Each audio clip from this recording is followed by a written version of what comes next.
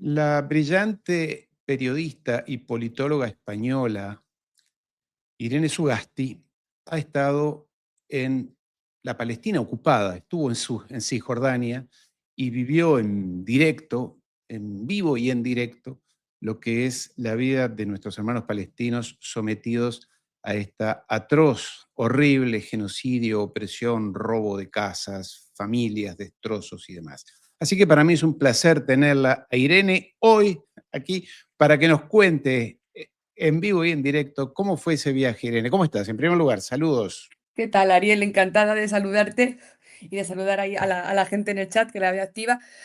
Pues estoy todavía encajando, perdona el humo, ¿eh? Estoy todavía encajando un poco lo que hemos visto y lo que hemos aprendido. Y ya ves tú que al final, pues unos pocos días no da para gran cosa. Además, ni mucho menos lo quiero plantear desde ahí de, oh, qué valiente. No, no, era una cuestión de una oportunidad militante y profesional bueno, pues que pude coger y a partir de ahí, pues verlo con mis ojos y bueno, pues he vuelto que todavía a día de hoy, ya han pasado unos cuantos días desde que regresé, me cuesta mucho, os quiero ser sincera y perdonadme si igual pues me quiebro un poco. Emocionalmente me cuesta mucho colocarlo, porque por encima del análisis geopolítico, por encima de los testimonios, hay una sensación de rabia que me traigo, que no quiero que sea lo que domine el relato, pero que es muy complicado aplacarla después de lo que he visto con mis ojos. Nadie ha tenido que contarlo. Se ve desde el momento en el que tú pones un pie allí, es una violencia continua, constante, cotidiana, en cada uno de los elementos más básicos y normales, o que deberían ser normales de la vida de una persona, que es insoportable, que te ibas a la cama diciendo, ¿cómo pueden vivir así? ¿Y cómo pueden tener una resistencia y una existencia tan llena de vida y tan políticamente tan clara y tan bien construida cuando hablas con palestinos y palestinas de a pie, con el tremendo nivel de violencia que soportan en cada fase de lo que es el día a día, desde desayunar por la mañana hasta intentar hacer tu trabajo, estudiar, moverte, visitar a un familiar, tener atención médica. Todo, Ariel, todo está plagado de violencia.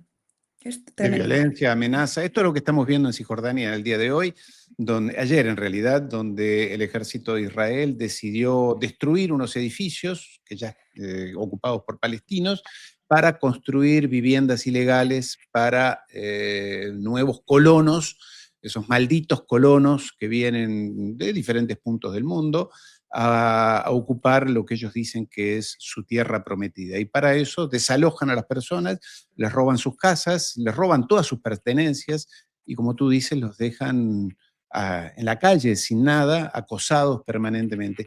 ¿Qué fue lo que más, dentro de toda la aberración de cosas, te sorprendió? La resiliencia del pueblo palestino, que es indomable, tiene generaciones luchando y resistiendo, o la violencia desenfrenada de estos colonos militares israelíes. Pues es que me alegra mucho que empieces con lo de los colonos, porque para mí eso ha sido lo más impactante que me llevo. Hay un vídeo, no sé si lo podemos compartir, que grabé desde una ladera en la que se ve uno de esos asentamientos, ¿no? En este caso está alrededor de Belén. Esa torre alta que veis es un hotel, porque también están intentando quedarse Belén también como ese enclave turístico, ¿no? Para ellos, expulsando a la población palestina que trabajaba en lugares como Belén o Jerusalén, que eran lugares que antes tenían mucho turismo, ahora están absolutamente abandonados y desangelados, y hay un problema enorme de desempleo en la población joven palestina que trabajaba en esos servicios y que ahora no tienen trabajo. Eso es uno de los dramas. El 80% de la gente que vive en los campos de refugiados, por ejemplo, no tiene un empleo porque no hay empleo, porque les han expulsado a la clase trabajadora palestina de cualquier espacio en el que puedan tener un trabajo. Y si encima además les quitan las tierras que cultivan y los alimentos que luego pueden vender, pues es que no hay una forma de sobrevivir o de existir con dignidad. Y aún así lo hacen. Pero fíjate, este asentamiento en concreto, los asentamientos son muy interesantes observarlos. Primero porque están creciendo a una velocidad atroz. Estos últimos 2 años están creciendo a una velocidad atroz. Comienzan con unas caravanas que se ponen en la cima y a partir de ahí empiezan a bajar, tienen sus propias estructuras, sus propias universidades, colegios, servicios, se diferencian de cualquier población palestina, porque tú las poblaciones palestinas, en los pueblos, ves que tienen contenedores de agua en el techo, porque el agua está racionada por Israel. Israel es la que decide que una vez al mes se te llena el tanque de agua. Tienes una ventana de horas en las que llenas y como no lo llenes ahí, te has quedado sin agua. La luz igual, ellos deciden cuándo tienes luz y cuándo te la cortan. Sin embargo, en los asentamientos no existe eso. El agua va canalizada de otra manera y tienen hasta piscinas.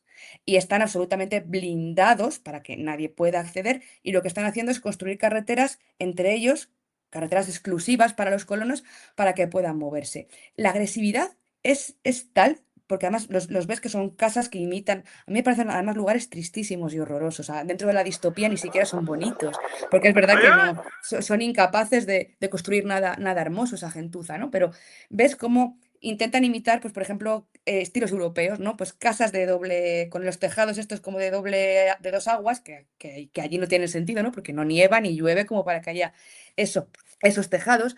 Y ves también, pues, cómo hacen cómo construyen, además siendo deliberadamente violentos hasta en lo simbólico. Fíjate, por ejemplo, en las afueras de Belén hay un asentamiento nuevo que lo primero que ha hecho los colonos cuando han ocupado esas tierras y han expulsado de allí a los palestinos que las cultivaban y que las habitaban, es poner una estrella de David enorme, un neón gigantesco, como de 5 o 6 pisos, que brilla y que se refleja directamente en el otro lado de la montaña, que es donde viven los palestinos, los nativos originarios de esa tierra. Y los niños palestinos te señalan la estrella de David y te dicen, Israel, Israel, malo, malo, malo.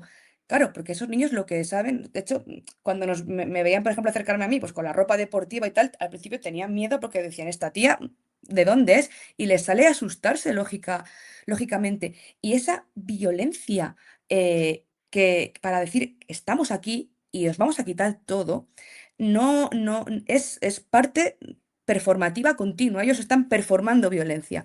La ciudad de Hebrón, que sabéis que es como que es famosa por el tema de que allí además se da la casuística de que ellos tienen los segundos pisos de las viviendas y los palestinos viven en las primeras. Entonces han tenido que hacer, desde hace ya muchos años, han tenido que poner redes porque te tiran aceite hirviendo, pañales de bebés, basura, te escupen. Excrementos. Sí. Y como además en estos 2 últimos años de impunidad ya han descubierto que claro que no hay ningún tipo ya de cortapisas, si ya no lo tenían, pues hasta los internacionales, ¿no? Hebrón es una ciudad ahora mismo fantasma. En Hebrón no se puede vivir porque solo están ellos. Y esta cosidita de checkpoints en los que básicamente los palestinos no pueden moverse, están encerrados. Y fíjate, y en Hebrón lo que les ves a los colonos, que por supuesto que pueden ir armados, van por la calle con las pistolas, van por la calle con los botes de humo, y a los internacionales también nos amenazan y también nos insultan porque saben que estamos allí para dar testimonio y no quieren. Y estuvimos, por ejemplo, en casa de una mujer, que su marido, de hecho, había sido asesinado en un checkpoint hace unos años, un tipo muy valiente que estuvo defendiendo la cuestión sobre todo de la recogida del olivo y todo esto. A esa mujer se le había colocado encima una familia de colonos que además son pues, un líder de la comunidad, un ultra especialmente violento, y tienes que soportar verles ahí cenando de fiesta, tirándote basura, y se había construido el tipo hasta su propia torreta de seguridad, desde la que disparaba y amenazaba, y les ponía el punto en la mira a esta mujer y su familia si salían de casa. Y la situación es tan terrible que esta mujer y sus hijos no pueden salir, no pueden abandonar el domicilio a la vez porque en cuanto salen por la puerta, se lo intentan ocupar. Y tú ves esa casita de esa mujer, Ariel, que dices que en su época tuvo que ser una casa muy bonita, con sus olivos en el jardín, sus gatitos, sus plantas, sus frutales, y ya está completamente arrasada, llena de basura, porque la disparan mierda, con perdón, Sí, continuamente sí. al jardín y vive en un estado de sitio. O sea, esa mujer cada vez que tiende la ropa en su patio, hay un tipo o un niño que le está apuntando con una pistola a sus hijos pequeños y a ella. Y esa mujer para bajar a hacer la compra tiene que montarse todo un dispositivo de seguridad porque no sabe si a la vuelta va a encontrarse su casa ocupada o a sus hijos tiroteados en el suelo. Ese es el nivel que viven muchísimas familias Digo Hebrón porque es muy chocante allí ver la impunidad con la que ya han tomado todo. Pero me puedo, pero vamos, es cualquier pueblo, porque tú vas por las carreteras y lo que vas viendo es como champiñones, cómo van saliendo esos asentamientos en un lugar, en un lugar, en un lugar, y cómo van trazando ese nuevo trazado de carreteras, que lo que está haciendo es reconfigurar completamente el territorio para aislarles cada vez más y que no puedan moverse, que no puedan circular libremente ni siquiera de un pueblo a otro. O sea, trayectos que serían de 10 minutillos en coche en una ciudad como la que vivimos tú o yo, allí se pueden convertir en trayectos de 8 9 10 horas, lo que decidan ellos pararte o la carretera que decidan cortar. Y sin embargo, ellos tienen, como te digo, todo ese circuito alternativo de movilidad donde solo pueden circular ellos. Ahora, Irene, esto que tú cuentas, que has vivido en carne propia, en vivo y en directo, pero que muchas otras personas a lo largo de años y de décadas han relatado, ¿qué pasa con la comunidad internacional que en estos días está, y digo, gobiernos de Alemania, la presidenta de la Unión Europea, gobiernos de todas partes del mundo, la Casa Blanca, que les abre sus puertas para festejar el día de Hanukkah y los macabeos, que como dijo Netanyahu, si no hubieran ganado la guerra contra los opresores del pueblo de Israel hace 3.000 años, hoy viviríamos sometidos por alguna dictadura, que ellos, dijo hoy Netanyahu, ellos han salvado a la cultura occidental.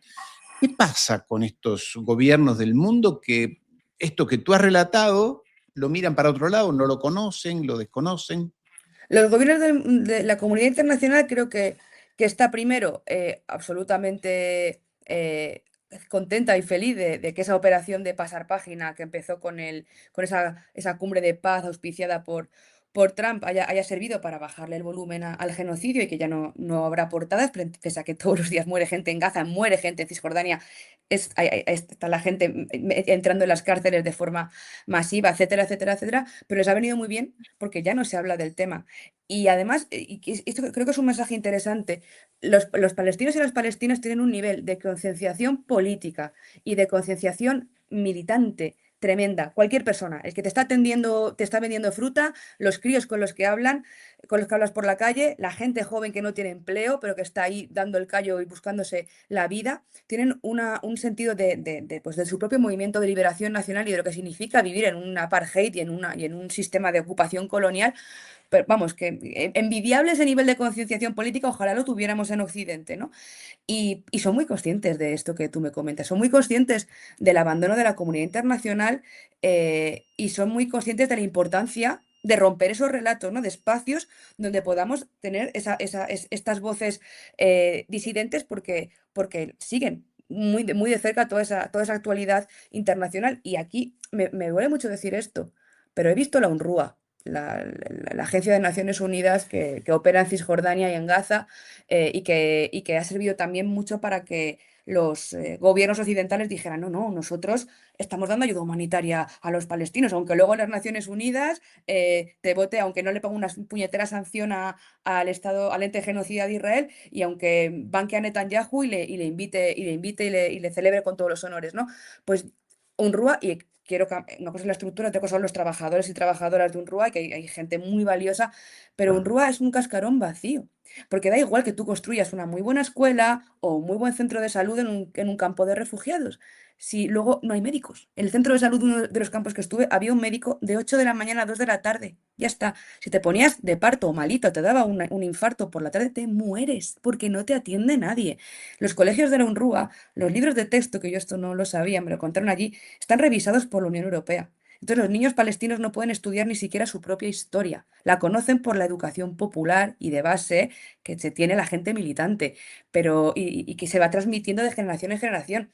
Pero al final, este tipo de estructuras de ONGs que están, pues eso, monitorizadas y controladas por esas organizaciones internacionales aliadas de Israel, pues al final también sirven un poco para gestionar la miseria a veces. Y eso me ha dolido mucho comprobarlo. Me comentaba un tipo allí bueno, que de hecho desde los acuerdos de Oslo, la penetración de ONGs y proyectos filantrópicos, solidarios, etcétera, sobre todo en Cisjordania, lo que ha servido especialmente también es para captar fondos, para que haya una corrupción rampante, especialmente las autoridades de Fatah y la autoridad palestina y demás, y para quebrar la solidaridad popular, porque donde tú antes militabas, tenías un lugar político en el que estar y sostenerte como comunidad, ahora te convertías en una persona dependiente de ese sistema de estructuras de ayuda internacional que te convierten, pues eso, en alguien que depende, no en alguien que es un agente activo.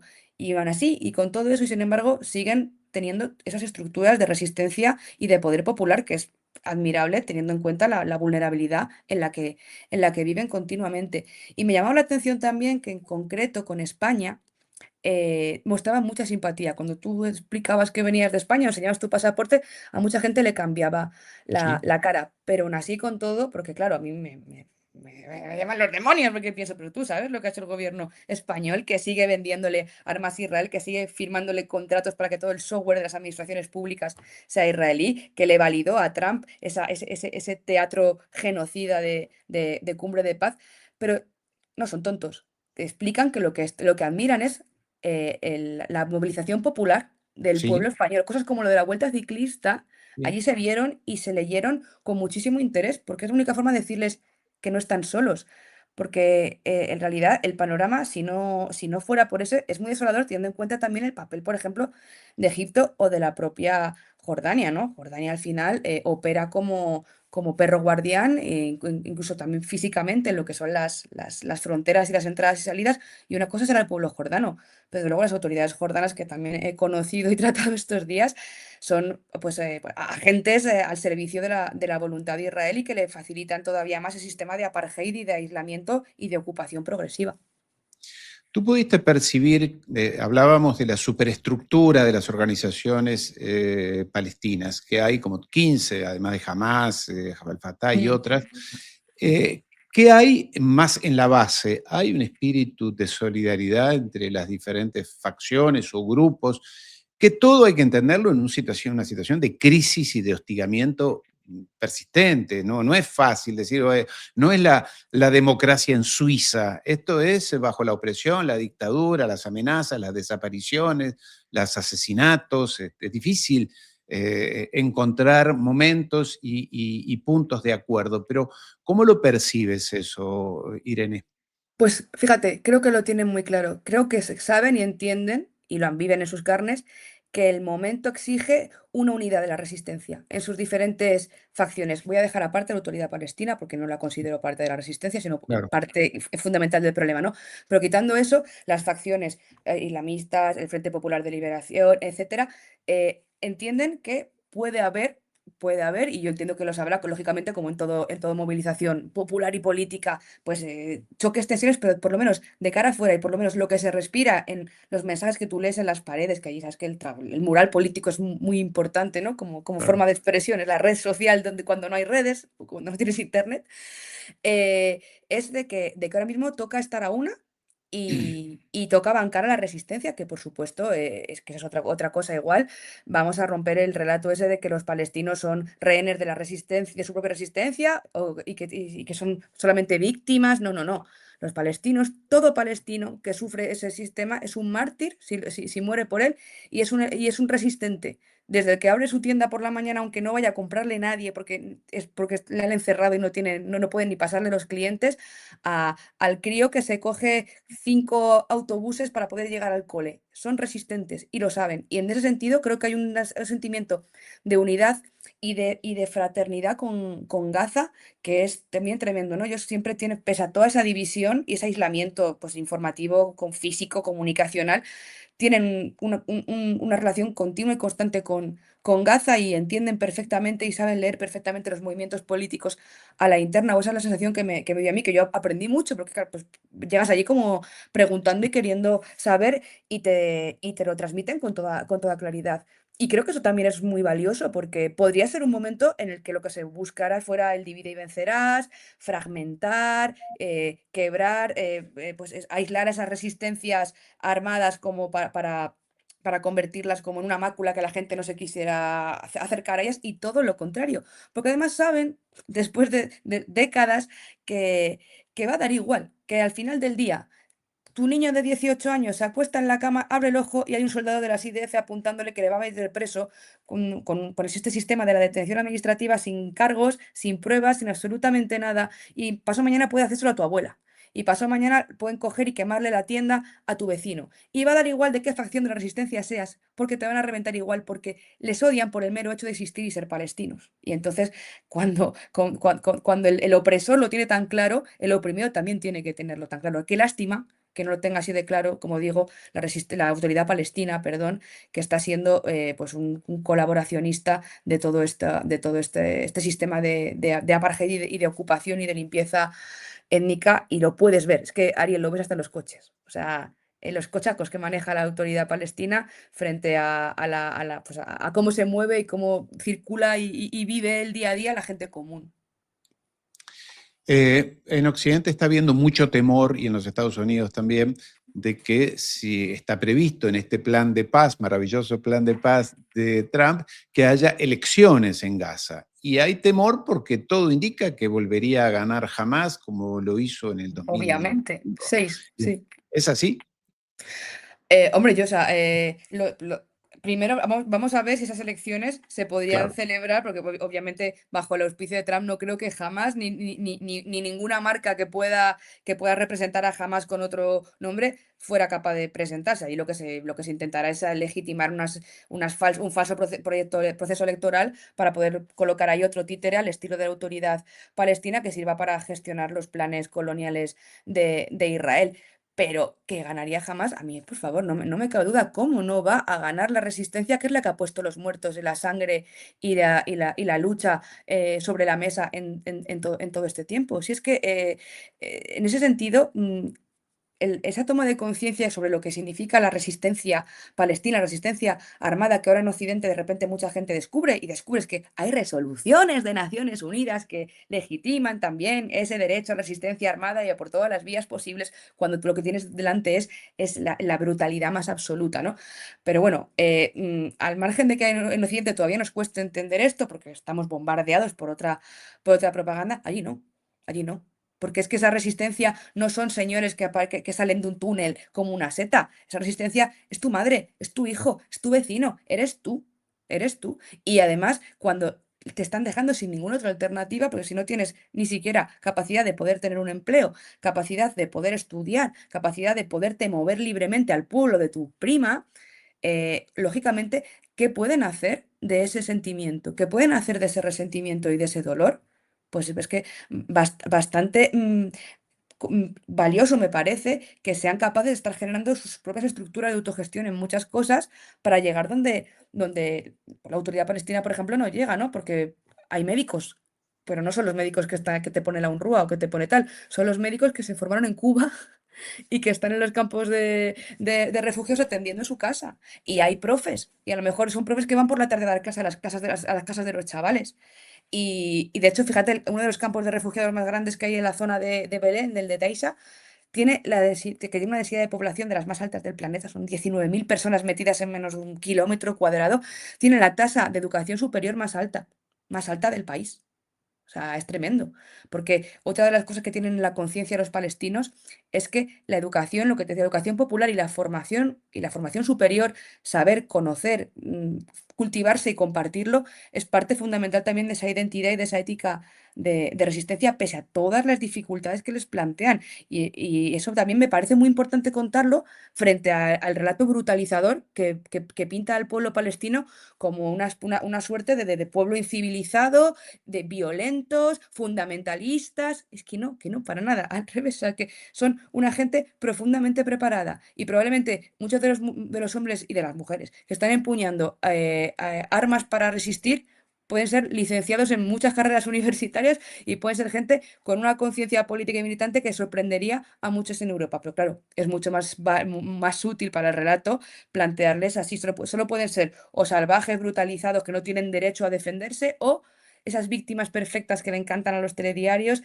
de el niñito mutilado y la madre llorosa, que tienen derecho a serlo tanto en cuanto no molesten y sirvan para la foto, pero no cuando abren la boca y dicen cosas que en Occidente no queremos oír. Además estuvo acosado, como veíamos, por unas inclemencias de lluvias, inundaciones horribles, ¿no? En los últimos días, un frío muy intenso por el invierno, obviamente, que ha traído graves problemas de salud y Querida Claro, Irene, ha sido un placer tenerte en la tarde de hoy. Te prometí que íbamos a ser relativamente breves, impactantes, claro. Dime.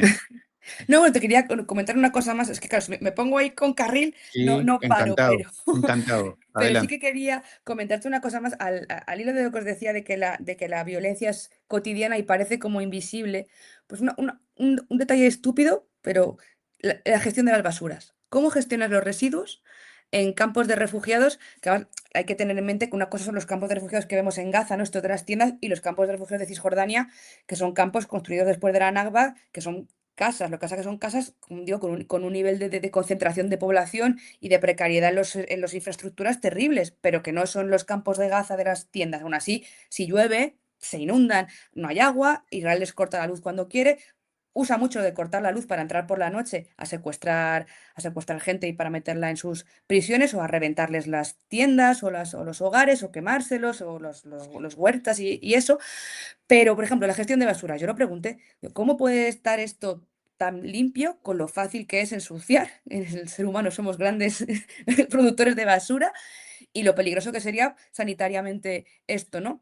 Pues no es, la UNRWA les tenía creo que 4 o 5 trabajadores de limpieza precarizados ahí. Es la comunidad la que ha peleado por pagar a sus propios trabajadores, que los pagan los vecinos y las vecinas, para que puedan mantener limpio el espacio en el que viven. Pero claro, te viene una inclemencia, como unas lluvias torrenciales, una ola de calor, una ola de frío, y están absolutamente vendidos. Y lo que te di y no son circunstancias puntuales, no es que de repente pase una vez al año, no. Los cortes de luz son una cosa cotidiana. Y los Claro. cortes de carreteras, fíjate, o sea, desde el momento en que yo puse un pie en Jericó de Jericó a Belén, me comí 3 horas de cortes de carretera, que yo me desesperaba y les preguntaba al resto de palestinos con los que compartía el transporte público y tal, les digo: "¿Pero esto cómo puede ser?", que se partían de risa mirándome a mí en plan de: "Ay, la blanquita esta que viene aquí". Me decían: "Esto es todos los días". Digo: "¿Pero cuál es la justificación?". Hombre, ¿qué Mm, justificación estás pidiendo? No hay o sea, no tienen que justificar nada. Y luego también, entender cómo, en esa violencia cotidiana, cómo interactúas tú con esos violentos, ¿no? Con las IDF armadas o con los colonos armados. Porque claro, a mí me sale a veces, pues, la macarra occidental que claro. se que saldría. No, no, no, o sea, Ajá. porque aquí no nos estamos jugando una multa, un empujón, nos estamos jugando que te peguen un tiro. Y esto igual es una desviación mía, pero a mí me molestan especialmente los perfiles más jóvenes de las IDF y especialmente las mujeres, porque me parece tan ellas son básicamente ese estereotipo que hablábamos la otra vez de la propaganda de que como son la única democracia en Oriente Medio y no sé qué, pues que las mujeres militarizadas son el colmo del feminismo, ¿no? Pues esas genocidas, esas asesinas, están patrullando los checkpoints, haciendo guardia, torturando a las palestinas y a los palestinos, haciéndoles desnudar en los checkpoints, rompiéndoles las cosas que llevan. O sea, no puedes traerte ni un souvenir, porque te lo revientan a leches cuando sales de un checkpoint a otro a propósito. Y te vacían y te abren la mochila 80 veces y te clonan los teléfonos móviles. O sea, es que es una cosa muy bestia. Y ellas están perfectamente maquilladas, vestidas, performando ese privilegio de decir: "Es que no, es que ni me mancho, es que si quiero, te mato, y a mí no se me caen ni las uñas postizas en lo que te lo hago". Y ellos, chicos jovencísimos, claro, pues los que hacen el servicio militar, porque son los que ahora mismo están, sobre todo, desplegados muchos en lo que es la lógica de tortura cotidiana a los palestinos, ¿no?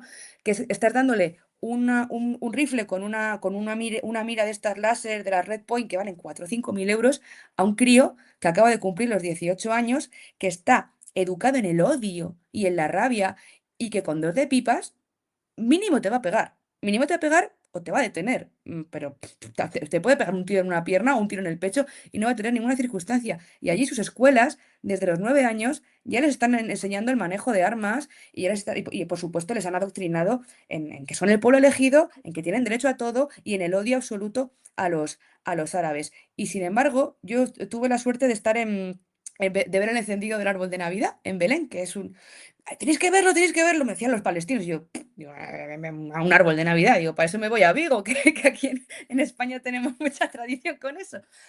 Pero no, porque es una muestra también de desmontar el relato, porque en el encendido del árbol están los palestinos cristianos y están los palestinos musulmanes conviviendo de fiesta, cantando canciones, bailando y celebrando pues, la ciudad en la que viven y pese a todo la Navidad.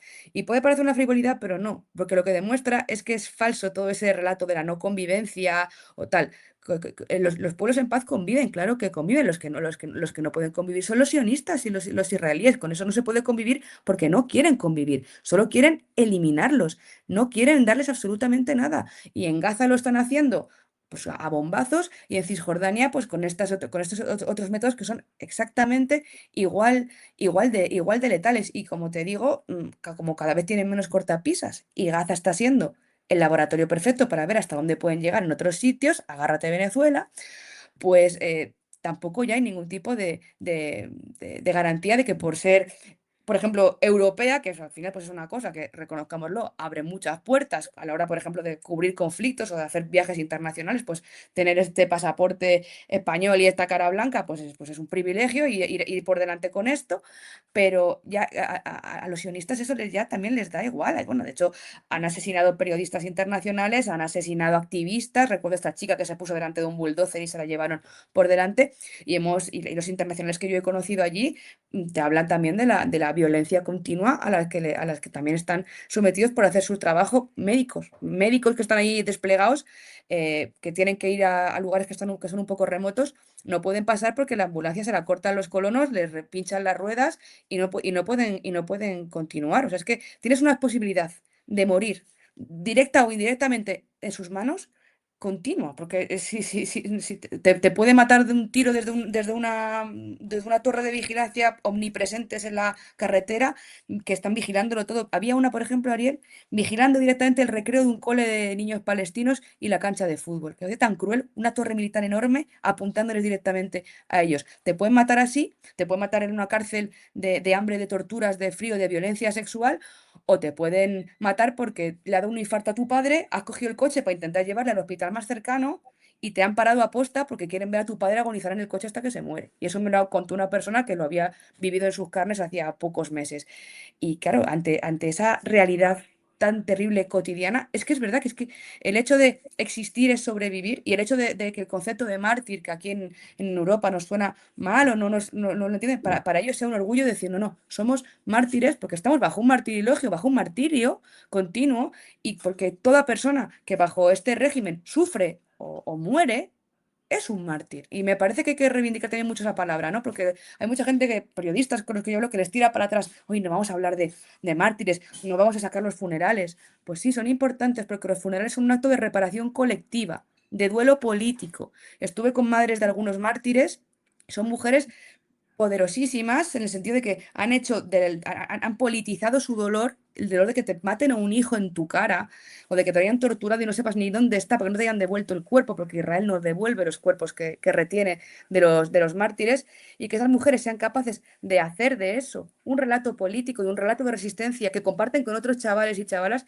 me pareció hermosísimo. Entonces, es como otra lección que me llevo, ¿no? Por supuesto que hay que hablar de mártires y no hay que tener miedo de utilizar las palabras y el léxico que hay que utilizar para decir las cosas, ¿no? Y no usar eufemismos, porque ahí me lo dijo un palestino, no somos víctimas, somos luchadores por nuestra libertad y mártires. Víctimas no, lo de víctimas es un concepto muy occidental que a nosotros no nos gusta. Dije, pues tomo nota. Sí, sí, bueno, algo de eso pasaba con las víctimas de las dictaduras militares en Latinoamérica. A los militantes nunca les gustaba que se los llamaran víctimas, sino luchadores y que habían caído. Pero bueno, ahora, ¿cómo pueden vivir estos psicópatas? Porque para los palestinos es una vida horrenda, horrible. Pero para ellos también, porque ir a vivir en un lugar donde estás permanentemente en estado de violencia, obviamente que empoderados ellos, estas mujeres que tú describías y demás, pero es invivible. Tenés que ser muy psicópata para ir a vivir allí.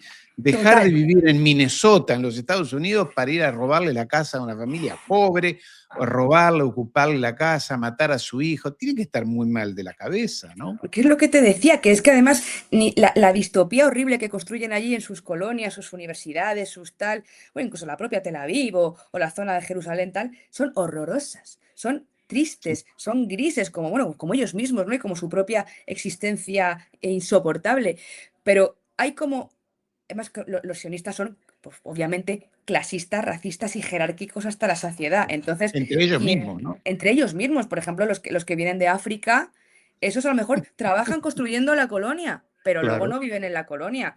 Y ni Yo una veía mujer se que, va a Askenazí, nunca se va a casar con uno de ellos, ¿no? o bueno, es que no le va ni a mirar a la cara, le contratará para limpiarle, para limpiarle la casa, pero no le mirará ni a la cara. De hecho, se ve también mucho cuáles son los asentamientos, digamos, de machacas, de los que están ahí currando para levantarlo rápido y tal, porque claro, no contratan palestinos para eso.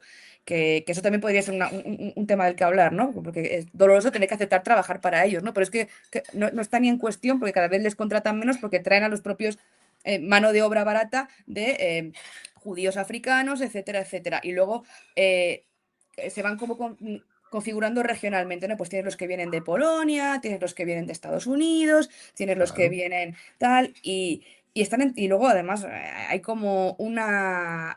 Israel necesita estar constantemente produciendo el relato que les justifique en todas partes, porque como es mentira, pues a base de repetirla, como les explico, como bien explicó Goebbels, pues quizás se convierta en una verdad. Entonces, por ejemplo, el aeropuerto de Tel Aviv es todo el rato pósteres y cosas en las que te hablan de que han excavado no sé qué cosa y han encontrado una chancla que es de no sé quién, que probablemente la habían puesto hasta Sí. ellos allí, hasta en el avión. Esto yo ya es un poco perra vieja y no creo en las casualidades. Hasta en el avión, las conversaciones que se hacen en los aviones son conversaciones que son campañas políticas para que tú que estás sentado allí durante 5 horas y eres un público cautivo y no te puedes ir de ese vuelo, escuches. Las filas, la propaganda, las revistas gratuitas, todo, absolutamente todo está hecho para que la gente que llega allí sepamos muy claro dónde estamos y que si no pensamos así, somos también parte del problema y somos intrusos. Y me dolió mucho ver que de lo poco de turismo que había, eran sobre todo grupos organizados de peregrinos católicos o Evangélicos. cristianos y evangélicos, muchos, que estaban viendo pues Tierra Santa, el Santo Sepulcro, etcétera. Bueno, pues estuve ahí como charlando con varios de ellos, que yo pienso, "Joder, yo vengo de una tradición cristiana, no soy creyente, pero joder, me he criado en un ambiente cristiano y respeto y conozco bastante, ¿no? ¿Dónde está todos los valores hermosos que sí que tiene el cristianismo? ¿Cómo podían estar viendo el Santo Sepulcro y atravesando en sus autocares organizados de una ciudad a otra, viendo los torreones, viendo las casas arrasadas, viendo la desigualdad social y ni siquiera planteárselo? Me estaba hablando una señora de que se había estado viendo la tumba de no sé quién y que si Caifás, que si Barrabás. Y yo, pero ¿hemos estado en la misma Jerusalén, señora? ¿Usted ha visto las 700 cámaras que hay en el centro de Jerusalén grabándolo absolutamente todo para perseguirles? ¿Usted ha visto cómo en los checkpoints a usted te han dejado pasar y al otro, le han metido en un cuarto y le han empezado a pegar? Eso lo hemos visto usted y yo. Y no, eran gente, pues eso, en realidad, pues muy alineados con la propia mentalidad sionista, ¿no? Si es que al final el sionismo es un proyecto que engancha muy bien con otros fundamentalismos y que engancha muy bien sobre todo con el clasismo y con el colonialismo y el capitalismo occidental, porque básicamente al final vienen a beneficiar a los mismos y estos grupos de gente que para hacer ese tipo de peregrinación ahora ya no es como antes, ya no va el mochilero hippie por su cuenta, es complicado, son organizados y es gente con posibles, ¿no? Para moverte por ahí ahora hace falta dinero y garantías de seguridad. ¿Cómo podían estar al margen de lo que los demás estábamos, de lo que se ve nada más poner un pie ahí? Me pareció también Bueno, como para reflexionar, ¿no? La caridad cristiana, ¿dónde estaba ahí? ¿Dónde está? por eso reunieron el embajador de los Estados Unidos, Huckabee, llevó a unos 1000 más o menos pastores evangélicos estadounidenses, los llevó a Israel hace 15 días y les hizo un tour y allí cantaron loas a Israel. Pero lo que ellos no saben es que los rabinos también los odian a esos cristianos, los usan, pero ellos en el final de los días no van con el mismo Mesías, ¿eh? El Mesías es Hombre, otro, hasta en eso están confundidos. Hombre, y les acabarán por quitar también sus tierras. Si piensan que se van a librar de la quema, están equivocadísimos. Eso me lo decía un tipo que trabajaba ahí en Jerusalén enseñando los monumentos. Y también me decían y explicándome pues como la iglesia de la Natividad, que es una cosa también religiosamente muy interesante y tal. Y yo le preguntaba y me decía, es que están los cristianos palestinos, que muchos, pues como te digo, conviven, son vecinos y hay una Sí, convivencia claro. normal, pero esto estos evangélicos y estos católicos que también están ahí un poco aprovechándose de ese sistema colonial y de apartheid, también van a ser, o sea, los sionistas no van a tener tampoco ningún problema en quitárselos de en medio si lo pueden hacer. Y es que no respetan ni la vida ni la muerte, Ariel, porque los cementerios de mártires y los cementerios civiles, digamos, normales, ¿no? Que son lugares, pues, normal, pues con tu Sagrados tumba, tu para placa, todos, pues como ¿no? por la noche entran y los destrozan a martillazos. Esta gente que se dice que son tan piadosos y tan temerosos de Dios, pues a mí hay algo que me parece, más allá de tu fe, tan sagrado como respetar el descanso de los muertos, y llegan allí y los revientan a martillazos. Y al día siguiente ya están por la mañana los palestinos limpiando y volviendo a arreglar la tumba y volviéndola a poner bonita. Porque es que es lo que les queda, ¿no? O sea, resistir y reconstruir sobre lo destruido, reconstruyen con una energía, como si cada día fuera un reset, que me pareció preciosa. Yo pensaba también qué lección nos tenemos que llevar de esto aquí, que muchas veces bajamos los brazos enseguida y nos damos por derrotados y asumimos el mal menorismo como la única forma posible de hacer las cosas. Y allí no, y eso me pareció profundamente hermoso, la verdad. Irene, muy impactante lo que nos has contado, me lo habías contado ya y sabíamos de tu viaje, pero bueno, vivirlo en directo, en persona, es escalofriante por momentos y me imagino que debe ser difícil para ti la reinserción en la vida civil española, ¿verdad? En términos Bueno, sobre todo es emocionales. que regresas a trabajar y te pones a leer las noticias de Nacional o te pones a leer las barbaridades de esta semana. Tú y yo comentábamos el otro día lo del GEMAT de Francia, pero Alemania ha hecho declaraciones muy parecidas esta semana, Merz y los generales Sí, alemanes, y ya están cada vez manejando fechas más cercanas de esa posible agresión rusa, de no sé qué, estamos viendo. Y claro, tú sí, estás absolutamente disociado porque dices, yo he visto, estamos viendo lo que han hecho en Gaza, estamos viendo lo que hacen en Cisjordania. Lo pueden hacer cuando quieran y donde quieran. Esto solamente ha sido el laboratorio de testeo de hasta cuánto se puede presionar a la gente sin que la gente haga nada. No los pueblos que se han movido y se movilizan. Menos de lo que nos gustaría, pero ahí estamos, ¿no? Pero como los liderazgos internacionales y el derecho internacional no ha hecho absolutamente nada. Hoy tuiteaba Kaya Kalas, que me parece, creo que el peor personaje de todo. Mira que hay sí, para elegir, ¿eh? sí, Pero en la Unión sí, Europea, el peor sí. personaje para mí es ella, es monstruosa. Decía que le iba a pasar a Rusia la factura de cada una de las escuelas y los hospitales que había destruido. Tío, que tengas el valor de decir eso cuando tienes Gaza devastada y no solamente no habéis movido un dedo, sino es que te conviene que esa devastación y esa destrucción siga para poder tener tabula rasa para que los israelíes se lo queden con todo. Me parece de una hipocresía tal que, aunque lo intento colocar, pues como haces tú, los que nos dedicamos en geopolítica, y hacer un análisis pragmático, realista, no desapasionado ni despolitizado, pero sí por lo menos riguroso, ¿no?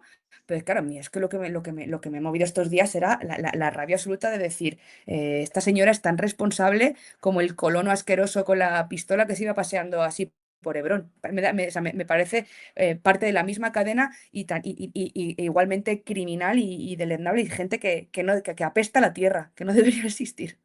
Sí, y Donald Trump que está a punto de anunciar la invasión, la guerra, no se sabe, contra Venezuela, después de haberle declarado el bloqueo total a los buques y con la intención de volver a asfixiar, a ahogar a Venezuela, como lo han hecho con Cuba, con todos los proyectos populares de América Latina.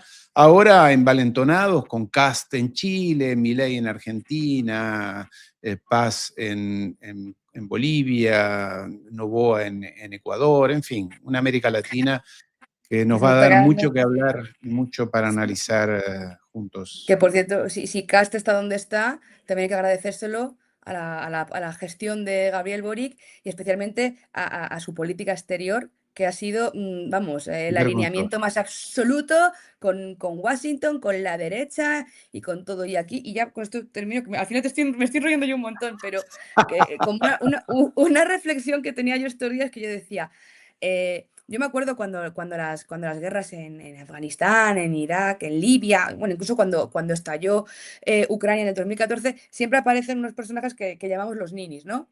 Ni, Ni Saddam, ni Estados Unidos, ni Pipito, ni Menganito, ni Maduro, ni Trump. No, no, no, no. O sea, es que aparecen, además, curiosamente, son personajes que aparecen en las redes que dices, ¿tú de dónde has salido? En estos momentos no se puede permitir eso. No está en cuestión, no está en cuestión plantearse si te gusta o no el gobierno de Venezuela. A mí personalmente me gusta, pero no está en cuestión. Estamos hablando de una invasión ilegal por agua, por tierra, por aire, no sé muy bien cómo va a ser, un hostigamiento salvaje al pueblo venezolano y a su gobierno, para mí sí, legítimo, y Claro. me parece que esas posiciones tibias del ni ni ni ni son las que, como Boric, son las que pavimentan el camino para que Trump lo tenga más fácil para entrar y arrasar con todo. Y el laboratorio de Gaza, ojalá y me equivoque, Ariel, y ojalá mañana te escriba un WhatsApp y te diga, menos mal que me he equivocado, porque parece que esta noche va a ser movidita con este tema. Sí. Pero el laboratorio de Gaza se mueve ahora al Caribe y se mueve ahora a Venezuela. Y veremos qué es lo siguiente, porque ese laboratorio también está a las puertas de Europa, no nos olvidemos. Nosotros no nos vamos a librar tampoco. Aunque fuera por No, no. egoísmo, deberíamos plantearnos otras cosas y dejarnos el ninismo y las medias tintas y esperar o invocar el derecho internacional cuando abstracto para sentirnos mejor con nosotros mismos. No es momento de tibiezas ni de ninis. Es momento de tener muy claro quién es el enemigo y en qué consiste su ofensiva. Y lo agresivo que es y las iniciativas que toma, y no duda en tomar iniciativas. Entonces, de Mm. este lado siempre estamos que, bueno, hagamos buena letra para ver si no se enojan y si la burguesía no se enoja y si la élite no se enoja y los medios de comunicación, no ofender a nadie, pero ellos siempre avanzan y siempre te Absolutamente, ganan terreno. Pero lo curioso absolutamente. es, como tú describes la situación de América Latina, lo curioso es que nadie dice nada. Lula dijo hoy, estoy preocupado con lo que pasa en Venezuela y tiene 3.000 kilómetros de frontera con Venezuela y está Preocupado. preocupado. Bueno, hasta Gustavo Petro, que es un tipo que a mí me suele gustar mucho sus posiciones, Claro, a mí pero no, también. no entiendo muy bien por qué tiene que estar matizando ahora sobre política interna de Venezuela, que no es la cuestión, que es tu vecino, que es tu hermano, la patria grande, y que tienes que estar bancándole a saco. Ya está, no puedes estar ahora Además te que avisaron, van por él primero y después por y ti, tú luego eres van el a por el próximo. otro. Claro, es que lo tiene, vamos, vamos, que si yo fuera Petro, vamos, estaría muy acojonado. Y entonces no entiendo muy bien esos tuits de repente de salida de Tiesto, que no venía mucho a cuenta. Mira, que me suele gustar el tipo y suele hacer unos análisis muy valientes y muy Sí, claro, valientes. Pero hay veces que digo, mira, que le quiten Twitter un rato, porque esto sí, no me claro. ha gustado. Claro, claro. Bueno, ha pasado tantas veces, para mi gusto también con el propio Allende, también muchas buenas letras y ahí está. Terminó suicidándose o lo asesinaron, creo que se suicidó, valientemente, corajudamente, pero finalmente todo ese proyecto fue a la basura y tuvimos décadas de pinochetismo y este hombre, Kast, dice viva Pinochet y gana con el 58-59% de los votos. Y Milei ganó con el 56% de los votos. Y todavía te dice Boric que transición pacífica y que normalidad institucional y que al final los valores de la república están por encima, pero por Dios, es que no se puede normalizar eso. Tú no puedes normalizar que los hijos y los nietos de quien asesinaron o cercaron a Allende y reventaron a tu país y lo condenaron a una década ominosa, reciban el poder del Estado con toda tranquilidad, por lo menos revélate, que Sí, ya no tienes claro. nada que perder, Boris ya no tiene nada que perder, revélate Sí. aunque sea simbólicamente, pero no, o sea, ¿por qué seguimos jugando al juego de performar la institucionalidad, el prohombre de Estado, el Estado de Derecho, cuando las cartas están trucadas, la baraja la tienen ellos, la partida la están ganando y ellos no dudarían ni un segundo en matarte si pudieran?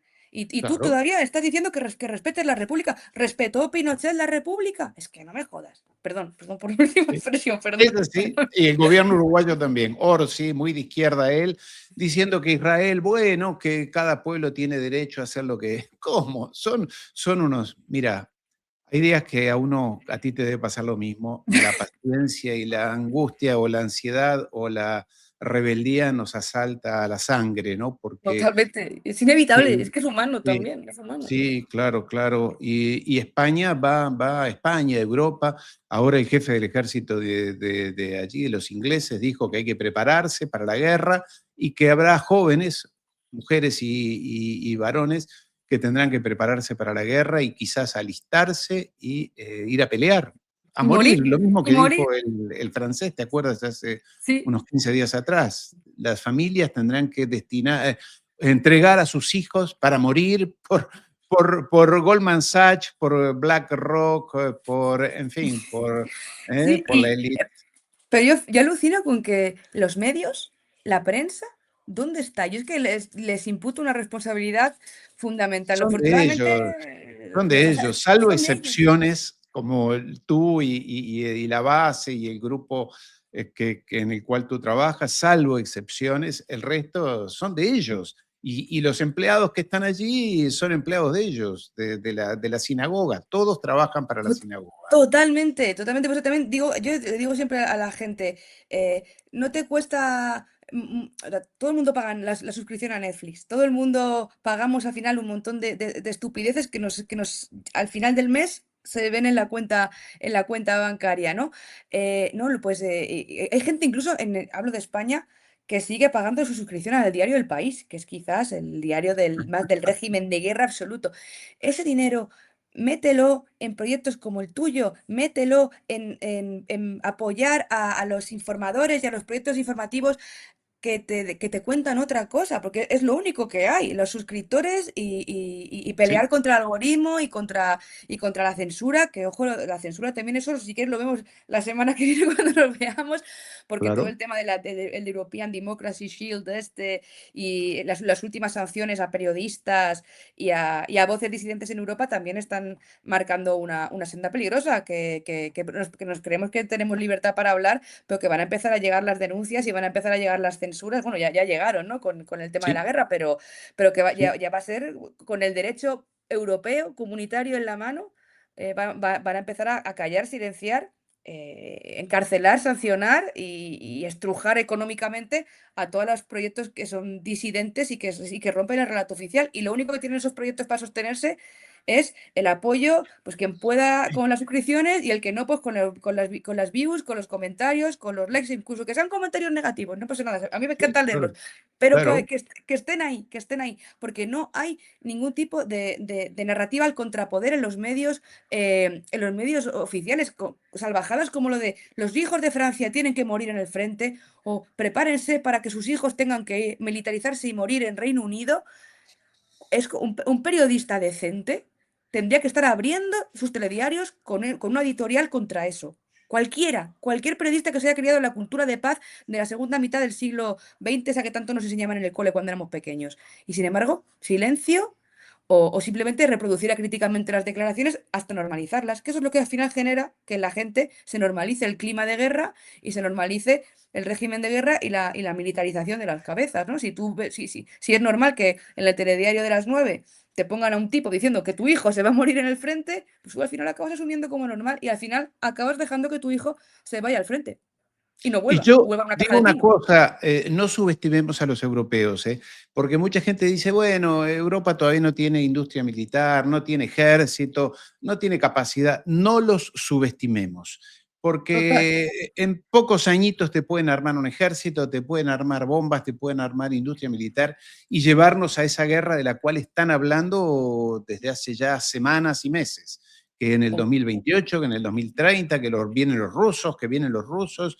y hay que prepararse. Y cuando alemanes, sobre todo los alemanes, los incansables alemanes, los infaltables alemanes, te dicen que hay que prepararse para la guerra, como lo acaba de decir el canciller alemán en el día de ayer, hay que prepararse para la guerra.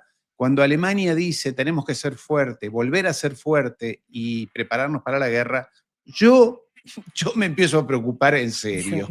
Yo estoy muy preocupada y de verdad planteando escenarios que hace 5 años me habría reído de siquiera decirlos tomándome unas cervezas con los amigos y ahora lo planteo. O sea, se plantea hablar en términos de seguridad que jamás había planteado, en términos de exilios, en términos de que mucha gente se tiene que cuidar la espalda por lo que te digo. Yo pienso mucho en este periodista Hussein Doğru, no sé si te acuerdas, el Sí, que claro. llevaba Red Media, un alemán que le han quitado su medio de comunicación, le han sancionado, no puede ni comprar comida con su tarjeta de crédito ni ir a las tutorías del cole de sus hijos, porque está sancionado por sus posiciones críticas con la guerra en Ucrania y por estar apoyando a los movimientos pro-Palestina. Y bajo ese paragüitas de seguridad, de evitar las narrativas pro no sé qué y la lucha antiterrorista, por ese agujero podemos entrar muchas personas que simplemente estamos diciendo lo que yo creo que son verdades evidentes y obvias, incluso con el derecho internacional en la mano, pero ya incluso sin Sí, él, moral y sí, éticamente, posiciones profundamente legítimas y para mí las correctas, vaya, lógicamente, sí. pero A Europa le Europa. quitaron RT, la red rusa, Russia Today. Dijeron, no, eso es malo para las conciencias de los europeos, les quitamos la transmisión de una cadena oficial rusa, pero no es que, aquí en Uruguay y en Argentina se transmite, no es que llaman ni a la guerra, es una CNN rusa, o sea, Es da la cadena información, rusa, ya está, como Sputnik, la agencia, o sí, sea, como, es absurdo. claro, pero Y es no, la los forma. europeos no la pueden ver.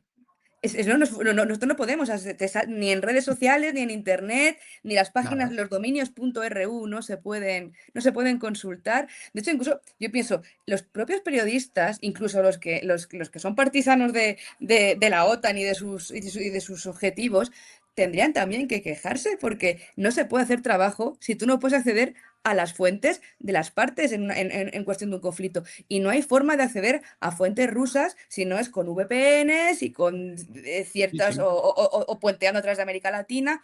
Eso es muy fuerte. Eso es muy fuerte y sobre todo, a mí, ya te lo comenté alguna vez, a mí poner el espejo palestino-ucraniano me conflictúa mucho, ¿no? Porque no es lo Sí, claro. mismo, pero sí que sirve para algunas cosas. Y sí que ha servido, yo creo, para mucha gente en Europa para plantearse que, por ejemplo, esa política de censura de los medios rusos no se aplicó en ningún caso y jamás a los medios israelíes que sí que son propagandistas y que sí que tienen en sus páginas, negro sobre blanco, teorías supremacistas que llaman a que me acuerdo cuando justificaron en un medio estatal israelí la violencia sexual como arma de guerra porque consideraban que eso tendría que hasta que regularse para que los soldados que la ejercieran estuvieran exentos de cargos penales por ella, porque era una estrategia más de defensa como cualquier otra. Esos son Sí. medios israelíes. Nadie les ha censurado en Europa. Nadie les ha descapitalizado, les ha quitado sus sedes, les ha quitado sus dominios, les ha robado, porque al final una gran parte de esa política de sanciones es sobre todo para que económicamente ser valiente no te salga a cuenta, porque te vas a arruinar la vida hasta en lo más personal, ¿no? Sí, esta es la triste realidad y como tú dices, Europa nos ha dejado pasmados. Yo me crié en Sí. esa cultura de la tolerancia, de la libertad de expresión, del buen vivir, en fin, y todo eso se evaporó en el lapso de semanas o de meses y Ujú. Europa ha vuelto a hablar de guerras y bueno, tú como politóloga, yo como historiador, sabemos que cuando los líderes europeos de cada época empiezan a hablar de guerras y de tambores de guerra, termina en guerras y en masacres europeas. Total. Termina en guerras y masacres, que siempre son, como alguien decía, los que las pelean son los pobres, los hijos de los trabajadores, los más humildes de cada país, porque no son los hijos de Von Úrsula der von der Leyen. Leyen. ¿Te acuerdas cuando le preguntaron a Úrsula, ¿y sus hijos van al ejército? No, Y dijo, dijo: mis hijos "No, no. los míos no, que vaya a Callacalas". Y el ejército Claro, estonio, ¿cuántos estonios puede mandar? ¿Cuántos estonios hay en el ejército? poquito, 20 tíos debe ser, porque si son 2 millones, ¿no? sí, Que esa es otra, poquito. es que encima ya las élites europeas ya eran malas, pero es que están haciendo buena Angela Merkel, es que es muy fuerte, porque Sí, es sí, la que ahora extrañamos. tienes a este rollo de los bálticos y los polacos resentidos, revisionistas, anticomunistas hasta la médula y atlantistas como razón de ser, que son los que están dirigiendo el cotarro de la política exterior. Y luego siempre, por supuesto, las élites industriales y las élites capitalistas y financieras de toda la vida, que son los alemanes, lo sabemos todos, Sí, los franceses y los ingleses, que no están, pero por lo que quieren siempre están los siempre están, ingleses. Siempre siempre están. jodidos ingleses, siempre andan por ahí. Siempre están los jodiéndole la vida a los europeos desde siempre. Sí, sí. El otro día, Irene, justo estando en Palestina, de un chiste. Me comentaban ahí en redes, típicos comentarios estos como pues, de hate, ¿no? ¿Quién empezó la guerra? ¿Quién empezó la guerra? Y comentó un chico, mira, me dicen por el pinganillo que como siempre los ingleses. Digo, sí, sí, es muy cierto. Siempre están los ingleses. Y en esa zona están desde siempre, desde Lawrence de Arabia, ¿te acuerdas? total, Y antes total, también. total. Irene, nos vemos la semana próxima y hablamos de geopolítica, de la Perfecto, actualidad del momento. perfecto, Amigos, querido. un saludo, Irene, muchas gracias, un placer. Y amigos, suscríbanse al canal y síganla a Irene también en sus redes sociales, por favor. Irene Sugasti, un placer. Nos vemos.